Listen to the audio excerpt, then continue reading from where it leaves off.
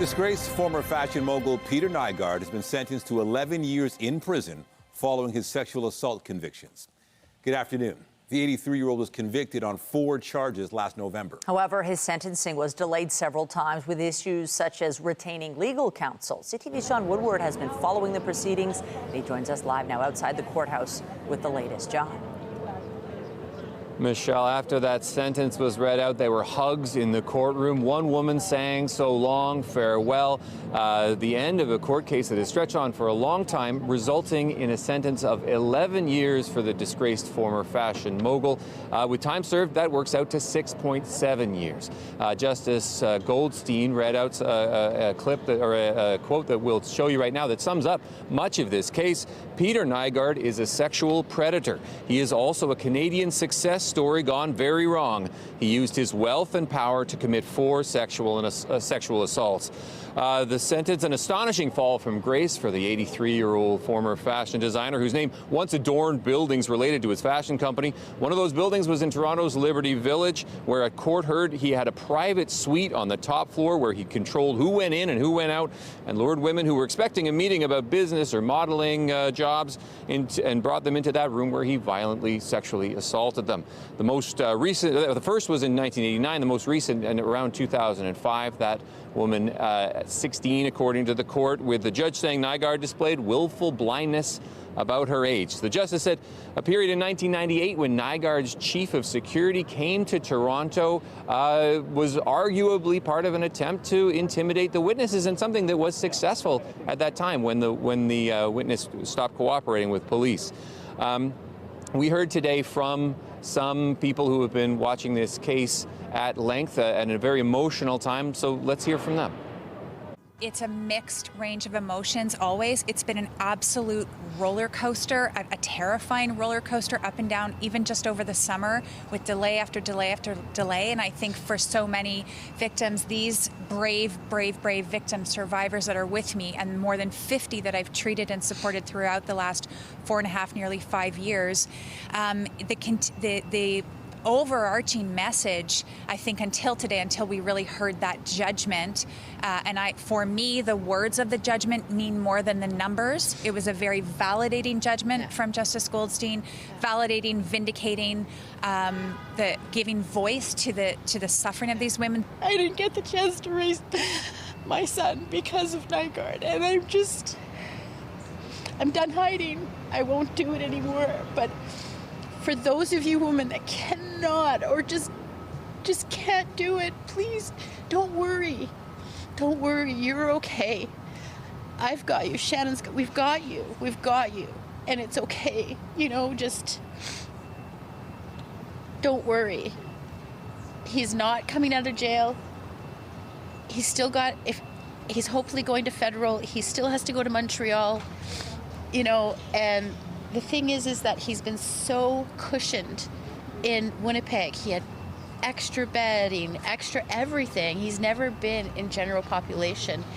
And with everything inside of me, I'm hoping that he will finally get to general population, and then I can feel like there's justice. Because right now there's been none.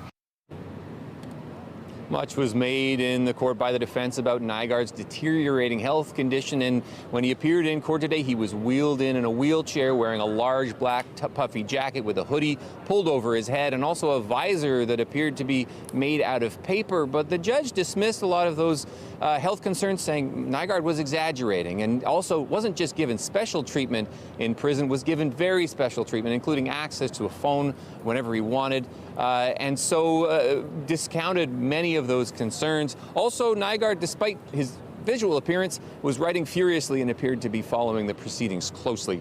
Nygard has other charges, including ones in the United States, that are to come after this. When you include time served, the sentence drops to 6.7 years, and he'll be eligible for parole in just over 800 days. But again, with other cases in other jurisdictions still to come. Reporting live, I'm John Woodward. Nathan, back to you. Thank you, John.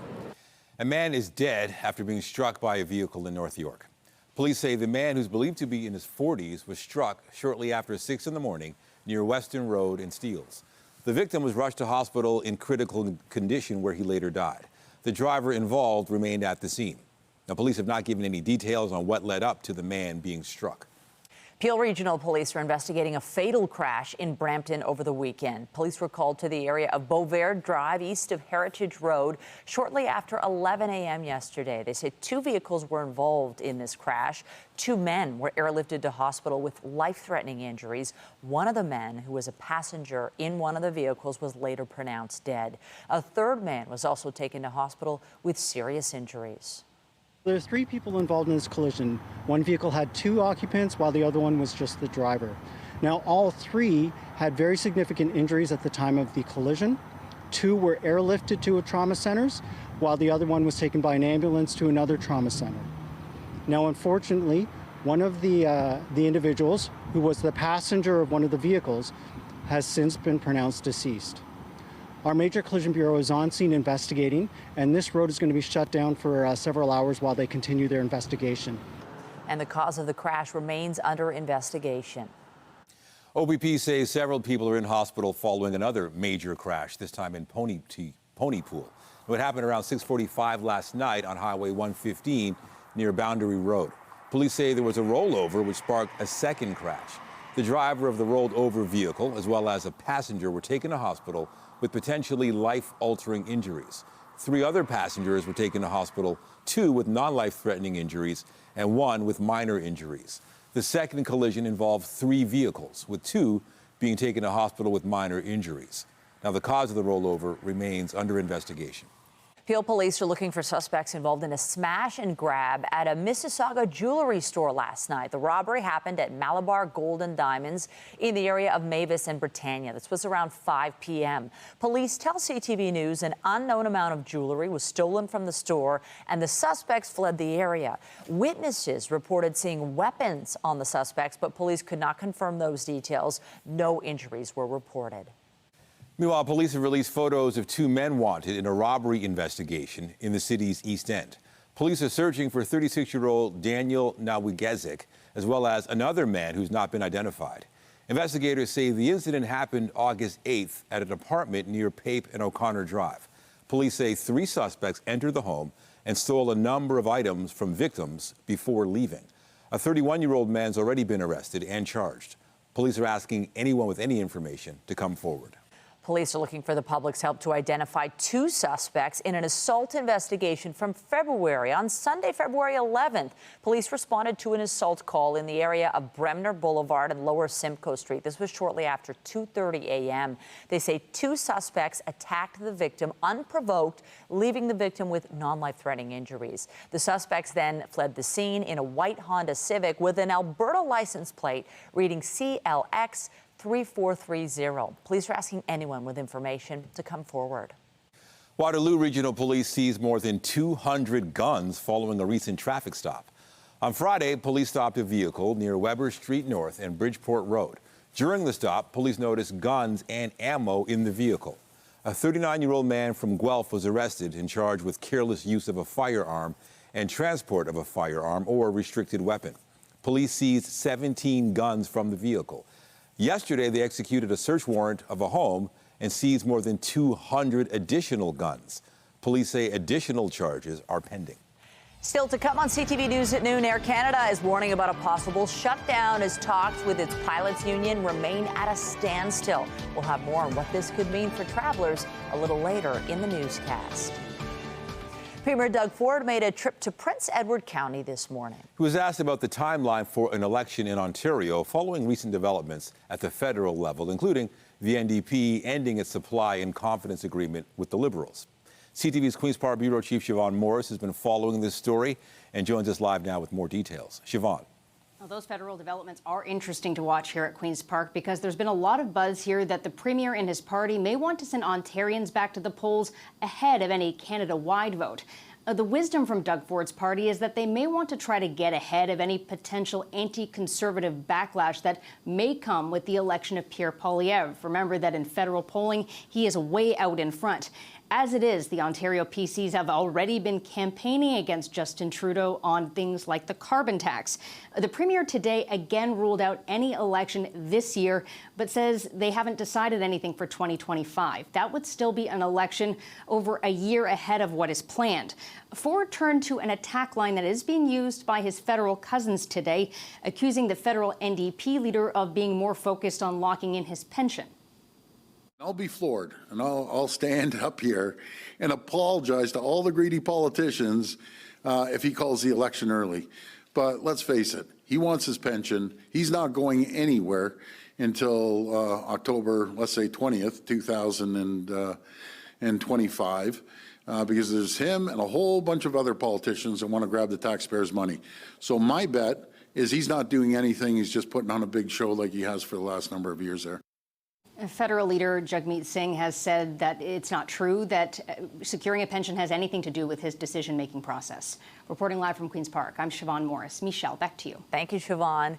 There are still a couple more weeks of summer in the city, but beach season in Toronto has officially come to an end. Supervision and maintenance had already stopped at most of Toronto's public beaches after Labor Day, but those services had been extended at several locations through to yesterday because of warmer weather. Meanwhile, 10 outdoor pools will remain open through to September 22nd. And we have more news in a moment, but first, here's a live look at the city this afternoon. We had some rain earlier today, but the sun is out and there are some clouds as well. There is a warm-up on the way over the next few days. Summer not over. Jessica Smith is here with a look at the current conditions. That shot did look gray, but I did see some sunshine earlier. It's a little bit unsettled, but the good news is it does get sunnier as we head throughout the week and a little warmer. We are looking at a bit of a cold front. It's a pretty weak system, but it is impacting us throughout the day today with just a little bit of rain here and there as we get through our Monday. So it's not the worst, but it's not the best. Temperature-wise, it is going to be impacted by the wind. Southwesterly right now, pretty light. It becomes westerly and then northwesterly into the second half of the day. So it's a little bit of a fresher start to the week, but things do get better. Right now, we're kind of sitting in the mid to upper teens, a little warmer around the Golden Horseshoe through Hamilton and Niagara. And then as we step throughout the rest of the week, things will start to change pretty dramatically. Right now through the islands and over towards Pearson, between about 15 and 19. Again, the wind direction will change into the second half of the day. It does feel a little cooler, and we're still watching for the chance of a few pop-up showers. By no means is it going to be a downpour, but a good idea if you do have outdoor plans to keep the rain gear handy. Coming up, I'll have a full look at your long-range forecast. We'll kind of break down when the system really pushes out and what you can expect for the week ahead as we settle into the kind of midpoint of September. Summer is not over officially just yet. All those details in a moment. Right now, back to Michelle and Nathan. Thanks, Jess. The Prime Minister is in BC this week, hoping to rally his party during an annual strategy session. But Justin Trudeau is in a vulnerable position, having lost the support deal with the NDP, along with the resignation of the party's national campaign director. CTV's Colton Prale has the details. A grim picture for Liberals as party MPs gather in Nanaimo this week. I've ripped up the supply and confidence agreement. Canada's political landscape has undergone a seismic shift. Justin Trudeau's NDP support is gone. The party's national campaign director is resigning at the end of the month, and the Liberals are languishing with just 21% support. There is a general mood of definite worry, but I also think that there is resolve on the need to proceed to come up with a plan. Trudeau is yet to offer a glimpse of what that plan could be, but as economic issues remain voters' top priority, former Bank of Canada Governor Mark Carney is set to address caucus. We've had an entire summer of nothing, no reaction, no adjustment, no alteration, even as they lose by-elections, even as the polls show them far behind, and even as the NDP walk away. Some strategists argue acting as a true minority government for the first time in 2 years is actually a gift, even as the Bloc Québécois says it's a chance for them to exert newfound leverage. Now, without kind of the burden of that agreement, they also have the opportunity to bring things back a little bit to the center and to be not defined by the NDP agenda. He will not quit. But pollsters say voters hoping to beat Pierre Poilievre are more likely to shift to the New Democrats than the Liberals. I don't think the problem is the campaign director or, the team trying to figure out how to sell the product. Frankly, when you ask Canadians, the problem is the product itself. Trudeau won't have to wait long for his next big test. On the same day Parliament returns, his party faces a crucial Montreal by-election and risks losing a seat in what's typically been a safe riding. Colton Prale, CTV News, Ottawa. An Alberta judge is expected to hand down sentences today for two men convicted for their roles in the Coutts border blockade. In August, Anthony Oleynik and Chris Carbert were convicted of public mischief and possessing a firearm. Oleynik was also convicted of possessing a pipe bomb. A jury found them not guilty of conspiracy to murder police officers. The Crown has called for a 9-year prison sentence, while their defense has argued they should simply be sentenced to time already served. Nearly 7 weeks since a wildfire forced the evacuation of Jasper National Park, Parks Canada says the fire is finally under control. We're calling it an under control status. That means that the wildfire has received sufficient suppression action to ensure no further spread outside the defined perimeter of the fire. The incident commander says the fire is roughly 327 square kilometers in size. It destroyed approximately a third of the historic town. Fire crews are continuing to monitor hotspots and patrol the fire line, both on the ground and in helicopters. They say smoke and flames may be visible into the early winter. We're actually in very good shape for the next 25 to 30 years because while there's going to be a bunch of vegetation that comes back actually quite quickly, that new and young vegetation tends to be more fire resistant. Meanwhile, a new forest is beginning to emerge amid the charred stumps and fire-damaged trees, which cover most of the Wabasso and Whistler campgrounds. The Jasper fire started as multiple fires that merged into one that ripped through the forest, which was the driest it had been since the park began recording at the current weather station back in 1962. The fire was so intense, it created its own weather system with powerful winds, powerful enough to toss a shipping container at a campground into the Athabasca River. Air Canada is warning passengers about a looming shutdown as contract negotiations with thousands of pilots remain at a standstill. The airline says unless an agreement is reached by September 15th, a 72-hour strike or lockout notice could be issued. Air Canada says it would gradually suspend flights as early as that day. The pilots' union has been advocating for wage increases in line with their U.S. counterparts. And for more on this story, we're joined by CTV's Scott Hurst. Scott, both sides, have you gotten any details about the state of the negotiations? Well, both sides have been at this, Nathan, for a year and a half, but now we're hearing from Air Canada about its plans and how it plans to ground planes. And that could happen, as you mentioned, within a week if these two sides don't come to an agreement. And Air Canada says it could begin as early as next Sunday, a 3-day phased shutdown. We don't know exact numbers, flight numbers, when or where these flights could begin to be canceled, but it will take a couple days, Air Canada says, to get to a full shutdown. Now, the two sides have been negotiating, as I mentioned, since last summer. The Airline Pilots Association, which represents more than 5,400 aviators, recently voted overwhelmingly to approve a strike mandate, and they're in position to walk off the job as early as September 17th. The pilots are looking to Air Canada to address retirement and scheduling concerns, but also, most notably, salaries. Air Canada says the union demands are excessive. However, the union had previously said it is looking south of the border. The four biggest U.S. airlines and their pilots have secured new deals over the past year and a half, with some flight crews earning up to double what their Air Canada counterparts currently make. And so with this threat looming, Air Canada is now outlining its plans on how it will get to a shutdown, Nathan. Wow, so if that happens, what will that mean for travelers? It would be quite a significant hurdle for travelers. Of course, Air Canada has hundreds of flights it operates every day, and according to Air Canada's own numbers, it could impact more than 110,000 passengers daily. This is not just coast to coast, of course, but Air Canada operates many flights overseas, and so this would be a significant burden for travelers, not just here in Canada, but around the world as well, relying on Air Canada. Right now, the airline says it is allowing customers with bookings between September 15th and the 23rd to make changes at no cost. But as we get closer and closer to when Air Canada says it might need to begin canceling flights. Of course, these two sides are doing their best to get to an agreement. We hear that talks are continuing, but the two sides are significantly far apart, with wages being one of the sticking points here. All right, CTV's Scott Hurst on an Air Canada pilot's possible strike or lockout. Thank you. Thanks, Nathan.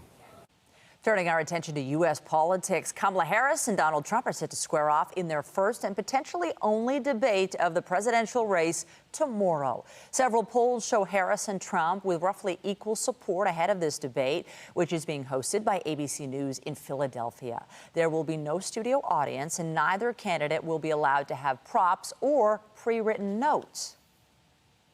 Many have not seen Kamala Harris take questions since she took her place atop the ticket. And there are still nagging questions about who Kamala Harris is, but also what she stands for and what she plans to do as president. So this will be an opportunity for her to actually be able to reset for the American people. But more importantly, this will be an opportunity for them to see Kamala Harris in that position as possibly commander-in-chief. Both candidates have also agreed to keep microphones muted when the other is speaking. It's day 5 of the Toronto International Film Festival, and the stars are back on the red carpet. Riff Raff is making its premiere at the Princess of Wales Theatre. The film stars Ed Harris, Gabrielle Union, and Bill Murray. And CTV's Sean Lee Thong has been on the red carpet and joins us live with more. Sean, the cast looks pretty good. It's outstanding, Nathan and Michelle. Bill Murray here just a little while ago also has Jennifer Coolidge and Pete Davidson. Now, this is a bit of a dark comedy that focuses on a family that is involved in crime, but I wanted to focus on the idea of comedy itself. Now, when Bill Murray was walking on the red carpet, he said he wanted to do this because of the writer John Polano. He says the script itself had a lot of twists and turns, and Murray was talking about just how much fun it is to make comedies. And on that note, I asked him, you know, you don't see as many comedies these days, so what is it about the industry that is showing fewer comedies? And here's what he, Ed Harris, and the writer John Polano had to say. I think comedy's coming back. I think Sean Baker's film shows us that that's where the fun is. I think comedy is king. I think people like to get together and laugh. So I think it's returning. I think it's kind of unique in a way. I mean, it's really. It's a good story. It's well paced. There's some really great. There's some hysterical stuff in it, but it's also some pretty heavy drama too. So hopefully people will like it. This is the material that's written for an audience. That's it. It's written for the visceral experience of being in there and giving yourself permission to laugh at stuff you wouldn't normally laugh at, to go on a journey and to just lean forward into it. It's like an experience. You know what I mean? It's a movie I think you could watch a couple of times. It's like a hangout film, but you'll get pulled in. Those are my favorite movies, my favorite plays, my favorite material is like that you lean in because you're like, you don't quite know what's going to happen. But most importantly is you connect with the characters.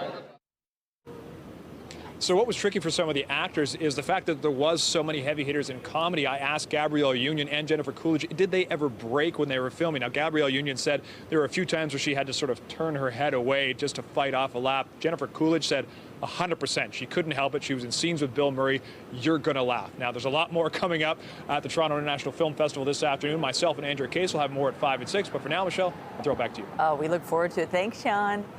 Some music icons walked the red carpet at TIFF last night. Bruce Springsteen was in town for the premiere of the documentary Road Diary, Bruce Springsteen and the E Street Band. The film, which is narrated by Springsteen, offers an inside look at the band's career and previews their efforts to prepare for their first tour in 6 years. Every time we go out, honestly, it's a new adventure, I think this one was particularly meaningful, and I'm so glad that Tom captured it, because after 6 or 7 years, I'm sure the audience was wondering, what are we going to get here, right? Going to get a bunch of old men, sort of going through the motions, and we made sure that was not the case. And it starts with Bruce's writing, Letter to You is just as good a record as you can write. The documentary will have 5 showings throughout the festival this week. The 6th annual TIFF Tribute Awards were handed out at the Fairmont Royal York Hotel last night. The fundraiser honors the film industry's outstanding contributors and their achievements.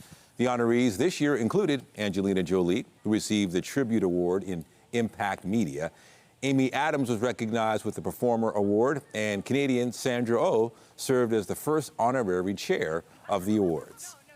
I feel like I always gotta be first. I don't know. This is what we do. No, but I'm happy to do so because it's like, it's right. I have a really long relationship with TIFF, and I'm happy to be here to give back and also, to see familiar faces. The gala is TIFF's largest annual fundraiser. All proceeds this year will support Every Story Fund, dedicated to promoting equity, diversity, inclusion, and belonging in film. The stars are in town, and so are the showers, thanks to a cold front making its way through. So if you're heading out to take in any TIFF events or just enjoying your Monday, the rain gear probably a good idea. We are watching for scattered showers off and on as the system makes its way out with a northwesterly flow to the wind cooling it down. Coming up, your full forecast. We'll break down when we will finally see some sunshine.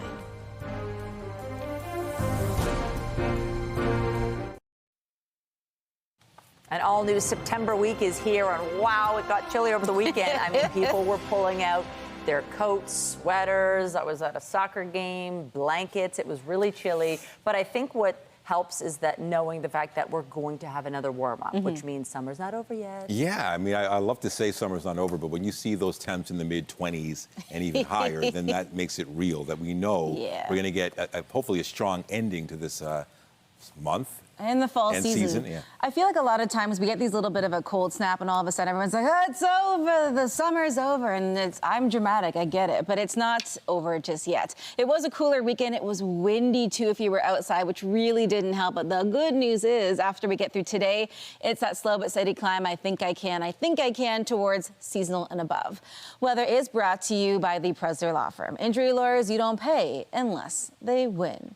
Now, we saw some showers this morning. We saw some sun. We saw some sun and showers. We got a little bit of everything as we made our way throughout the day, and that's going to continue. It's a rinse and repeat forecast as we head throughout our Monday. It's the time of year where you have to wear a sweater in the morning and a t-shirt in the afternoon, and then your parka in the evening if you're spending time outside. But we're in that transitional time, but we are still holding on to a ton of warmth as we head throughout the week. Now, temperature-wise, we're sitting at 19. By no means is that cold, but it feels cool in comparison. And as winds shift this afternoon, you'll notice that bit of a cool down. Almost everybody kind of in that mid to upper teen range for the most part, with the exception of some portions of northern Ontario. Throughout the day today, again, a few spots of showers here and there, but overall, it's honestly not that far off the seasonal mark. It just feels really cool because we've had such a warm end to this standard summer season. The meteorological start to fall was on the 1st. So we've kind of seen this bit of a yo-yo back and forth, but we will start to kind of average out towards sunny and seasonal temperatures as we head in towards the middle point of our week. Into this evening, we're pretty much right on par for where we should be, but we're seeing some cooler temperatures. There are some frost advisories through portions of Ontario and Quebec, and we're looking at just 3 degrees through Bancroft, 7 over in Peterborough, and 8 through Waterloo region. We're looking at that little bit of a weak cold front making its way through, and that's going to push through this afternoon. A lot of it is gone by the early evening, and we're holding on to a bit of a fresher night, although it is seasonal, because of that kind of northwesterly flow to the winds. So as we head throughout the rest of our day, we're kind of holding on to pockets of shower activity, a little more intense the further east you go. Into the early evening, relatively clear. So if you do have outdoor evening plans, not so bad. And then as we settle in towards your Tuesday, Wednesday, Thursday, high pressure returns to our forecast, clearing things out and a much more stable air mass as we head throughout the majority of the week. So you might still want the layer or two if you're up really early, but overall we're holding on to seasonal or just above as we head throughout the week. Again, today it's a little fresh, a little messy, but through your Tuesday, Wednesday, Thursday, Friday, it only gets nicer, and there's a whole lot of sunshine in the forecast. Nathan, I'll send things back over to you. All right, thank you, Jess. Thanks. A funeral for the late NHL star Johnny Gaudreau and his brother Matthew will be held today. The funeral is being held in New Jersey, the Gaudreau brothers' home state, and will be streamed by both the Columbus Blue Jackets and Calgary Flames. Gaudreau played for both teams during his NHL career. The brothers were struck and killed by a suspected drunk driver while riding their bicycles more than a week ago. Former Toronto Raptors all-star DeRozan is urging people to open up about their mental health in his new memoir. In his book titled Above the Noise, the 35-year-old writes about growing up in poverty in California, losing friends to gang violence, and his struggles with depression. DeRozan, who has been an outspoken advocate for mental health in the NBA, says the aim of this book is to reach people who feel like they're alone. DeRozan was selected 9th overall by the Raps in 2009 and spent 9 seasons with the franchise before being traded in 2018. The Blue Jays are set to begin a series with the New York Mets tonight. To deep right field. It's gone! All the way in, out. The Jays wrapped up a series with the Atlanta Braves yesterday. They were leading in the 9th inning, but the Braves forced extra innings, eventually going on to win 4-3 in the 11th. First pitch tonight against the Mets is set for just after 7 in Toronto. Still to come, there was a new #1 at the weekend box office. We'll have more on the long-awaited sequel to Beetlejuice when we return.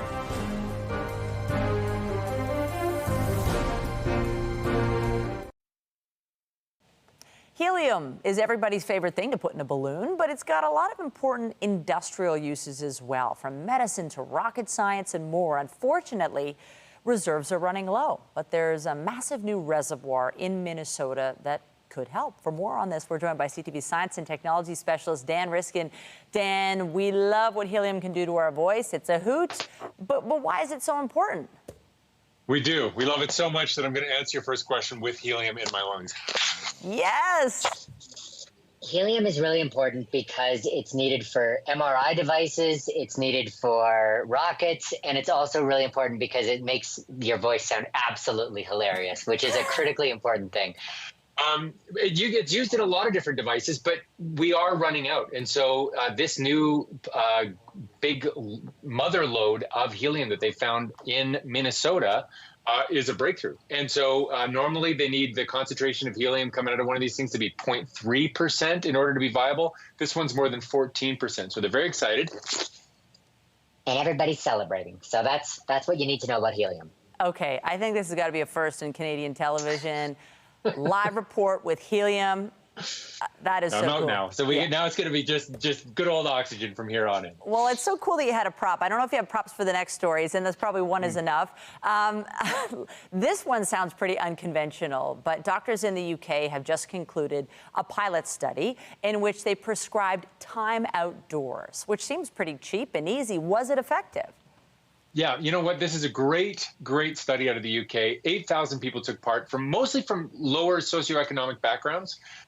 And the doctors were still prescribing the normal stuff they would prescribe for depression or for mental health problems, things like therapy, things like CBD, different medicines. But they also were prescribing people outdoor activities. And it wasn't just go outside. It was, okay, you're prescribed to do this program. It was a gardening program or a farming program or a hiking program, or there were a bunch of these that were set up as part of this pilot study. And it was hugely successful. The people who partook in those studies or who partook in those therapies had better mental health when they were finished. They brought their mental health up to the average where most people are in terms of their happiness, their anxiety, their life satisfaction. So it really does point to the fact that the great outdoors is this resource that medicine could be using to help.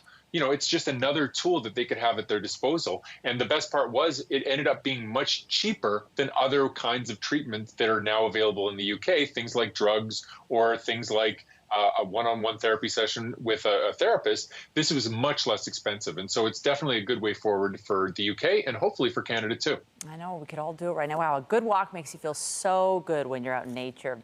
Finally, Absolutely. Dan, I want to talk about this new study on regret that suggests that how you view your mistakes can make all the difference. How so?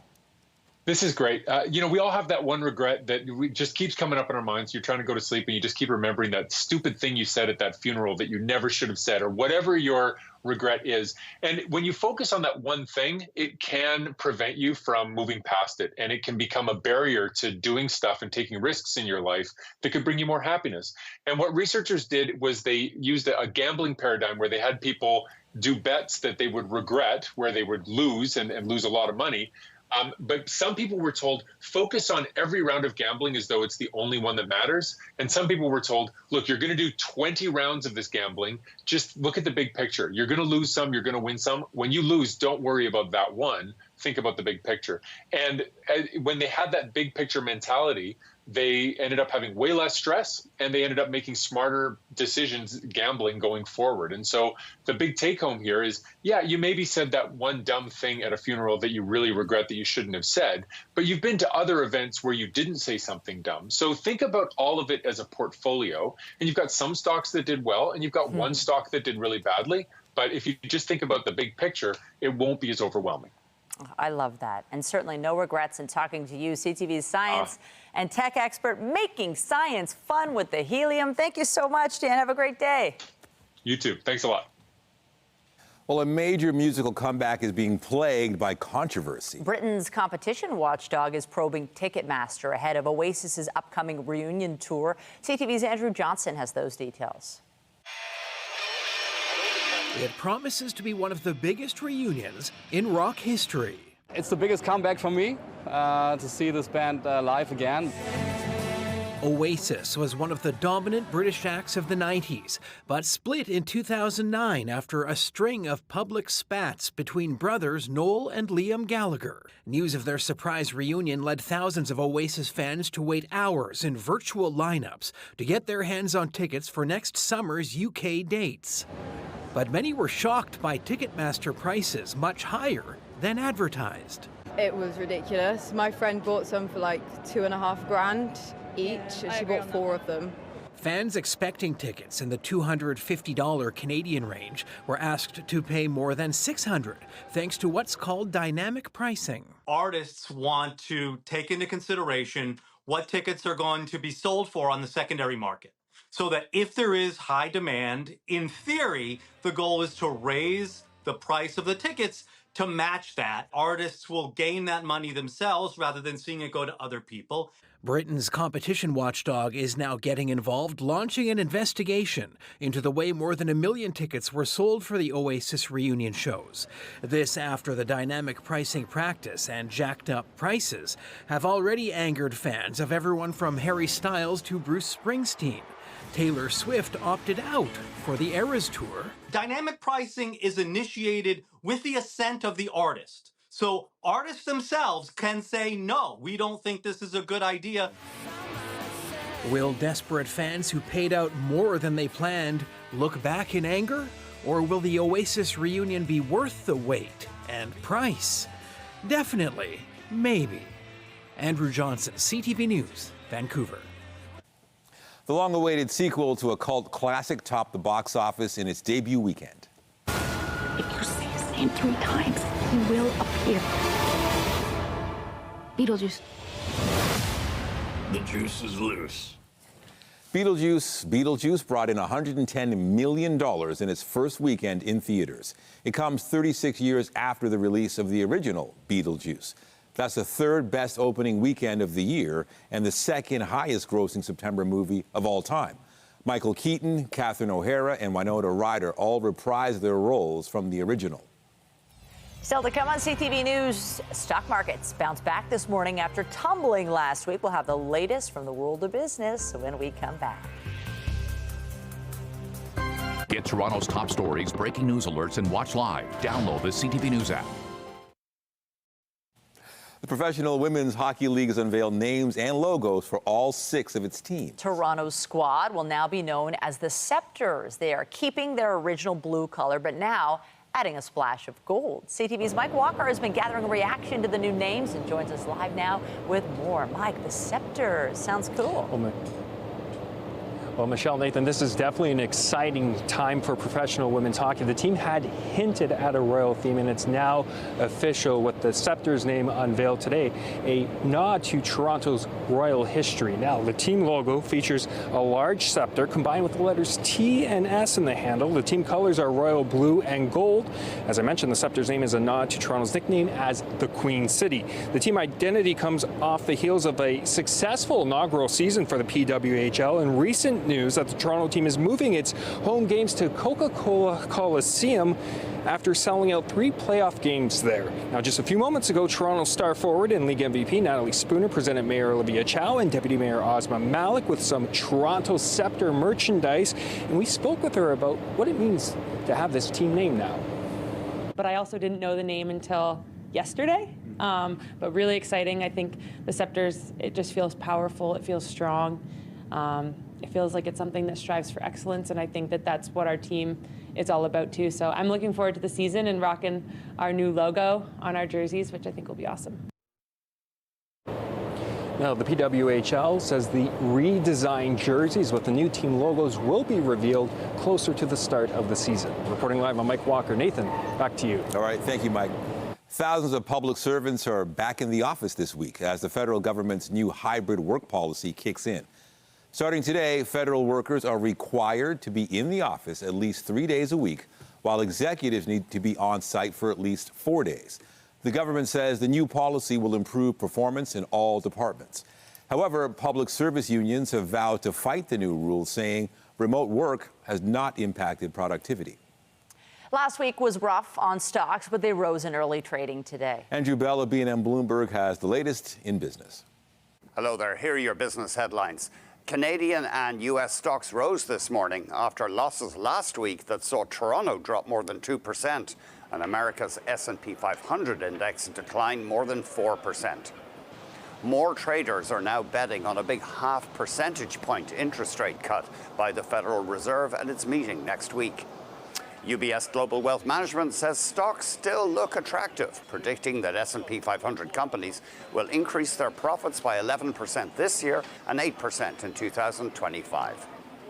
Meanwhile, Chinese stocks have been struggling, trading near a 5-year low. Investors are disappointed by a lack of corporate profits and economic recovery.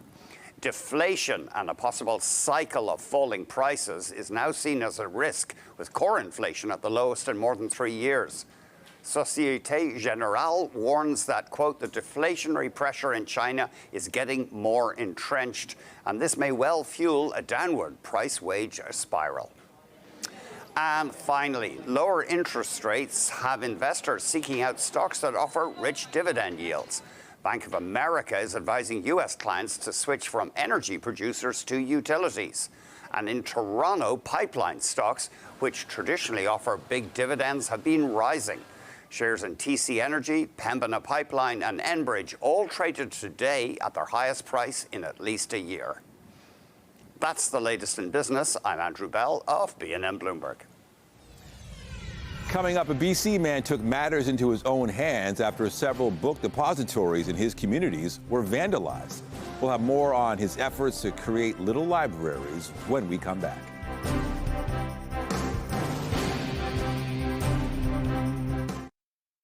After some little libraries in his community were impacted by vandalism, a man in BC took matters into his own hands. He dusted off his tools and created his own space for people to share books. CTV's Adam Sawatsky has the story. Roger Barker was looking forward to exchanging a book at one of the little free libraries that had been erected around his neighborhood when he found it vandalized. Some person had thrown a burning book in it. Well, then Roger discovered another nearby book exchange was damaged too. Glass all over the floor. Followed by a third little library that was destroyed. All that was left of it was a stump. Roger says he felt frustrated at first, heartbroken, and then, unexpectedly, inspired. And I thought, you know, if I can do something here, I will.